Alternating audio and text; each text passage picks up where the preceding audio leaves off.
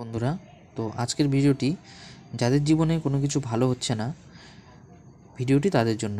মনে রাখবেন, জীবনের সবথেকে খারাপ দিনের পরেই সবথেকে ভালো দিন আসে। হয়তো ভগবান তোমার কষ্টের ধৈর্যের পরীক্ষা নিচ্ছেন। শুধু আপনাকে পরিশ্রম করে ধৈর্য ধরে এগিয়ে যেতে হবে। মনে রাখবেন, জীবনে যারা সফল হয়েছেন তারা কখনো ঘরে বসে সফল হয়নি। বাড়ির বাইরে দিনের পর দিন কষ্ট সহ্য করে পরিশ্রম করে নিজের জায়গা তৈরি করেছেন। কথায় আছে, শান্ত সমুদ্রে কখনো দক্ষ নাবিক হওয়া যায় না।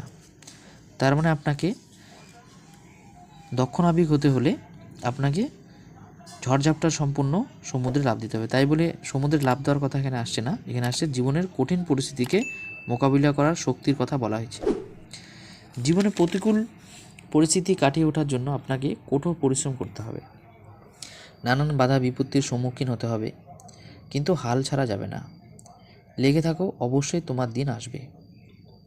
জীবনের প্রতিটি মুহূর্তের সময় যে সুখের হবে এমন কোথাও লেখা নেই, কিন্তু আমাদের সুখের দিন নিজে নিজে খুঁজে বের করতে হবে।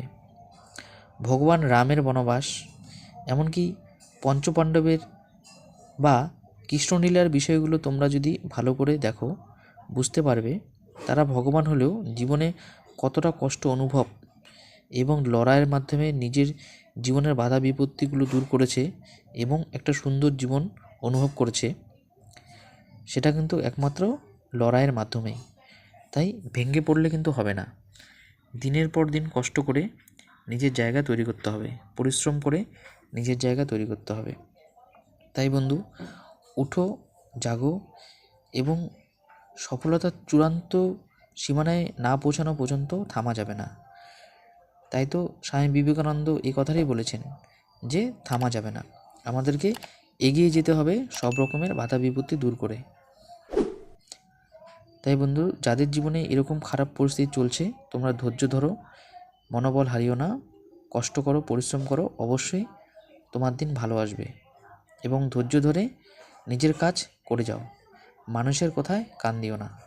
কারণ মানুষ, তুমি ভালো করো খারাপ করো যাই করো, মানুষ তোমার নামে সমালোচনা করবেই, এটা মানুষের স্বভাব। কিন্তু তোমার এগুলো শুনে বসে থাকলে হবে না, নিজের কাজ ফেলে রাখলে চলবে না। মানুষকে বলতে দাও, আর তুমি তোমার মতো তোমার রাস্তায় চলতে থাকো, কেননা তোমাকে তোমার লক্ষ্যে পৌঁছতে হবে।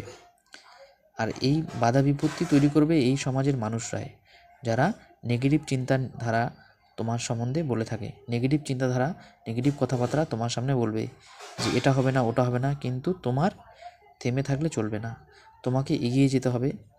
হয়তো আজকের দিনটা তোমার খারাপ, কিন্তু কালকের দিন কিন্তু তোমার ভালো হবেই। কেননা গভীর রাতের পরে অবশ্যই সকালে সূর্য ওঠে, আর সেই সূর্য ওঠার পরে অবশ্যই সব কিছু আলোকিত হয়ে যায়, তখন অশুভ শক্তির বিনাশ হয়ে যায়।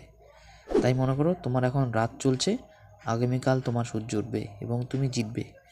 তাই বন্ধু, ধৈর্য ধরো এবং এগিয়ে যাও, তুমি অবশ্যই জিতবে। ভিডিওটি ভালো লাগলে অবশ্যই লাইক এবং সাবস্ক্রাইব করো। ধন্যবাদ।